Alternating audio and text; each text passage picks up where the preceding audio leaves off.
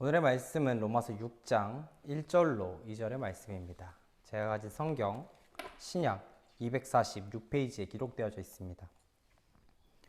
로마서 6장 1절로 2절의 말씀 제가 받들어 봉독합니다. 그런즉 우리가 무슨 말을 하리요? 은혜를 더하게 하려고 죄에 거하겠느냐?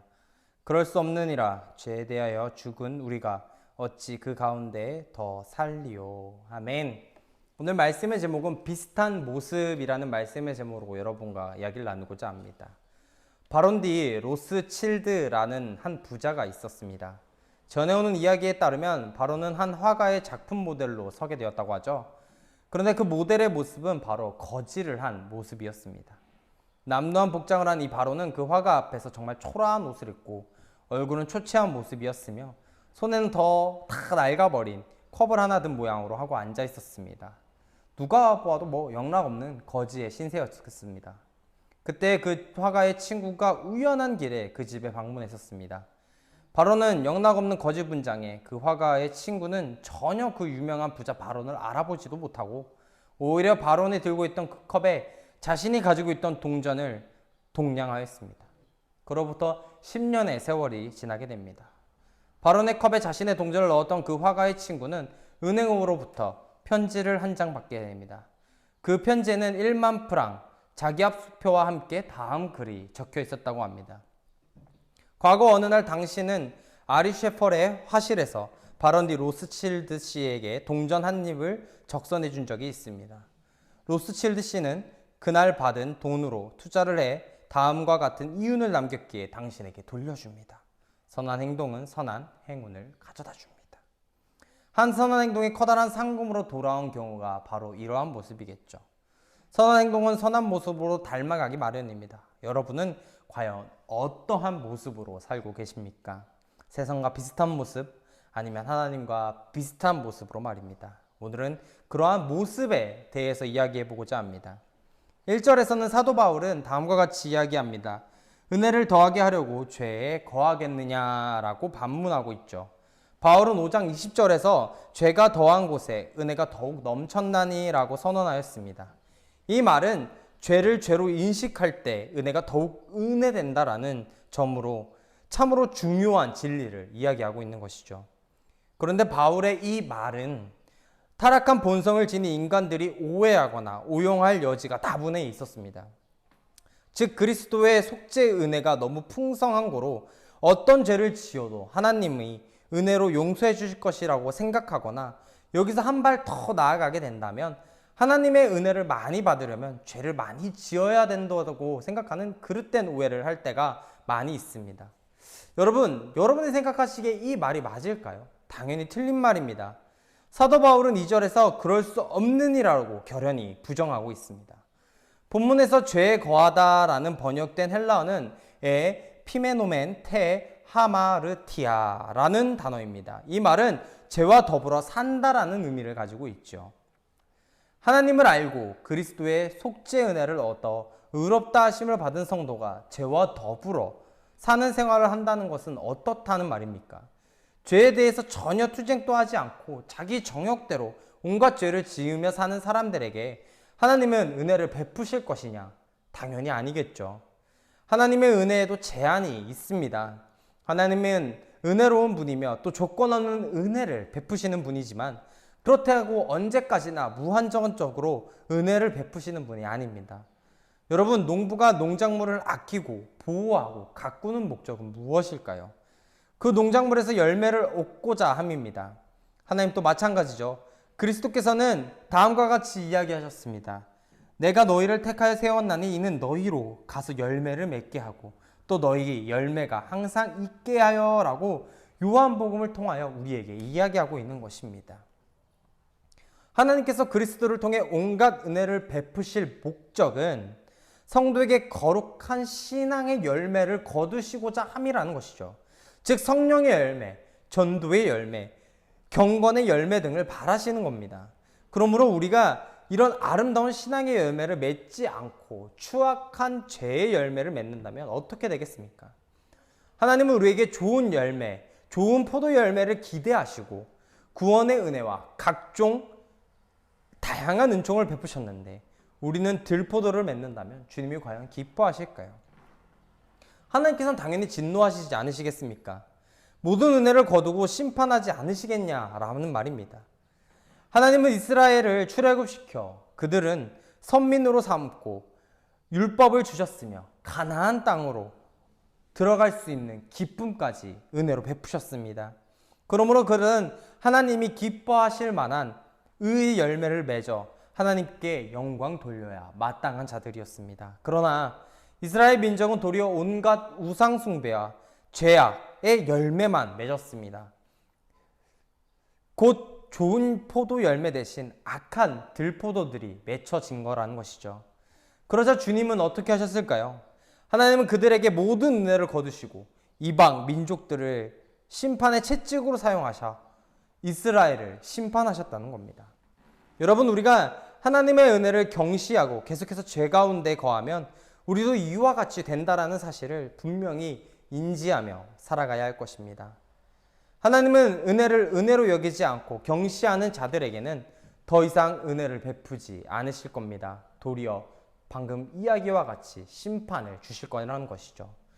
그런즉 성도가 죄에 거하는 생활을 한다면 하나님의 은혜는 기대하지 말아야 할 부분이라는 것입니다. 도리어 심판에 처할 것이라는 것에 대해 분명히 알고 있어야 한다는 사실이죠. 그러므로 여러분, 우리는 하나님께서 우리에게 베푸신 그 은혜를 감사하고 죄와 싸우며 어찌하든 그리스도의 거룩함을 닮아가고자 힘써야 할 것입니다. 그럴 때 하나님은 우리에게 더욱 풍성한 하늘의 은혜를 계속 공급해 줄 줄을 우리는 믿고 살아가야 할 것입니다. 2절은 우리가 죄를 거스를 수 없는 이유에 대해 설명하고 있습니다. 바울은 우리가 죄에 대해 거할 수 없는 이유로 우리가 죄에 대해서 죽었기 때문이라고 말하고 있습니다. 바울이 이 말을 암시하듯이 우리에게 전에 죄에 대하여 죽지 아니하고 살았던 때가 있었습니다. 그때 우리는 죄 가운데 행하여 이 세상 풍속을 쫓고 어찌 보면 공중의 권세를 잡는 자를 따랐을 겁니다. 그때 우리는 다 죄 가운데서 우리의 욕심을 따라 지내며 육체와 마음에 원하는 것을 따라 하여 다른 이들과 같은 본질상 진노의 자녀였다는 것이죠. 그때 우리는 하나님에 대하여 죽어 있었던 자들입니다. 그러나 지금 우리는 죄에 대하여 죽은 자들인 것이 죄에 대해서는 전혀 무관한 자들, 죽은 자들이라는 것이죠. 죄에 대해서 죽었다라는 것은 죄의 영역, 죄의 지배에서 벗어났다라는 말입니다. 죄는 죽은 자를 지배할 수 없기 때문이죠. 죄는 사람이 죽기 전까지만 지배가 가능합니다. 죄책은 산자에게만 적용되는 것이죠. 이는 이 세상에서 죽은 자에게는 죄와 형벌을 가할 수 없는 것과 같은 이치입니다. 그러면 우리가 언제 어떻게 죄에서 죽었단 말이느냐? 우리는 지금 여전히 살아있지 않는데 왜 이 말이 통하느냐? 바로 이에 대해 설명을 3절에서 하고 있습니다. 무릇 그리스도와 예수와 합하여 세례를 받은 우리는 그의 죽으심과 합하여 세례받은 줄을 알지 못하느냐라는 이 말을 했는데, 이 말은 우리가 논리적, 이성적으로 납득하기 어려운 말입니다. 바울의 이 말은 그리스도가 죽으실 때 우리도 함께 죽었다라는 것입니다. 어떻게 이런 일이 가능하겠느냐? 여러분은 예수님이 죽으실 때 과연 어디에 있었습니까? 그의 십자가 옆에 함께 달렸느냐? 아닙니다. 우리는 그때 생겨날 기미도 보이지 않았던 자들이죠, 사실. 예수님의 죽으심은 우리가 태어남과는 전혀 관계없는 무려 2000년 전에 저 멀리 팔레스타인 예루살렘에서 이루어졌다는 겁니다. 그 사건이 과연 우리에게 무슨 관계가 있을까? 우리가 이것을 이해하기 위해선 두 가지를 알아야 합니다. 하나는 대표와 연합의 원리입니다. 주제하다시피 아담의 범죄한 것에 아담 개인의 것이 아니었다는 것. 그는 그 안에서 그날 인류를 대표해 하나님과 언약을 맺었고 그 언약을 범함으로써 범죄하였던 바 전 인류도 아담 안에서 함께 범죄하였다라는 것입니다. 마찬가지로 예수님께서 죽으신 사건도 예수님의 개인적인 사건이 아니었습니다. 그날 마지막 아담으로 이 땅에 오셨고, 주님은 이 땅에 오셨고 그 안에 있는 모든 사람의 죄를 대신하여 죽으셨다라는 겁니다. 그러므로 예수 안에 있는 자들은 직접 죽음을 경험하지 않고도 그리스도와 함께 죽은 자로 여겨지는 것입니다. 이것이 바로 대표와 연합의 원리이죠. 문제는 우리가 어떻게 그리스도 안에 거하게 되느냐라는 것입니다. 이 원리를 설명하기 위해 제시된 것이 바로 세례입니다. 세례를 기독교의 의식으로만 이해하시는 분들이 있는데 마땅히 다 그런 건 아닙니다. 이 세례는 고대 근동 지역의 죄 씻음, 이 선생, 신과의 연합을 상징하는 종교의 많은 의식들 중 하나였습니다. 이것은 기독교의 세례 의식과도 동일하게 적용되긴 하지만 이 부분에 있어서 기독교의 세례 의식이 이방 종교와 기원을 두고 있다는 말은 전혀 같다는 게 아닙니다. 기독교의 세례 의식은 구약 성경을 기초로 하고 있고 그 진정한 의미는 예수 그리스도의 모범과 명령에 있습니다. 그러나 그 상징하는 바에는 이방 세례 의식과 대동소이합니다. 즉 오늘 우리가 받은 기독교의 세례 의식은 죄 씻음과 연합을 상징한다라는 것을 잘 이해해야 합니다. 물론 우리가 받은 물 세례는 말 그대로 상징성이 좀 있지요. 물 세례를 받는다고 해서 실제로 모든 죄가 다 씻겨 나갔느냐? 겉으로는 씻겨 나가는 죄가 없어 보일 수 있으나 마음에 있는, 즉 성령님이 함께 하심으로 우리의 영의 죄는 다 씻겨 나갔다는 것입니다. 죄를 씻고 그리스도와 연합하게 하는 세례는 성령 세례입니다. 이 성령 세례는 우리가 예수를 주로 믿고 고백할 때 주어지는 것이죠. 그리고 어떻게 해서 우리 안에 내주하시는 성령께서 우리를 그리스도와 연합하게 함으로 그로 말미암아 우리는 시공간을 초월하고 예수 그리스도와 함께 죄 가운데에서 죽고 또한 예수 그리스도의 부활에 동참하여 하나님과 다시 한번 살아가는 인생이라는 것입니다. 이것은 분명히 신비하고도 신비한 일입니다. 그러나 하나님이 정하신 진리입니다. 여러분, 바로 여기에 우리가 죄에 거할 수 없는 이유가 존재합니다. 예수 안에서 죄에 대하여 죽고 하나님께 대해서 산 우리는 죄의 지배에서 살 수 없는 머무를 수도 없는 위치와 신분을 갖게 된다는 것을 이미 우리는 얻었습니다. 물론 우리는 종종 죄를 범하긴 하죠. 그러나 죄로 오염된 육체를 지닌 자의 한계일 뿐입니다. 그러나 중요한 것은 우리의 연약함으로 혹 넘어지고 실수함으로 애통해하며 회개를 할지언정 계속적으로 습관적으로 죄에 머무를 수 없다라는 것이죠. 그것은 틀렸다는 겁니다. 우리는 이 진리를 알아야 합니다. 그래서 은혜를 더하기 위해 죄 가운데 머문다거나 나의 죄가 하나님을 더욱 풍성한 은혜를 불러온다는 어리석은 생각이나 말은 해서는 절대 안 될 것입니다.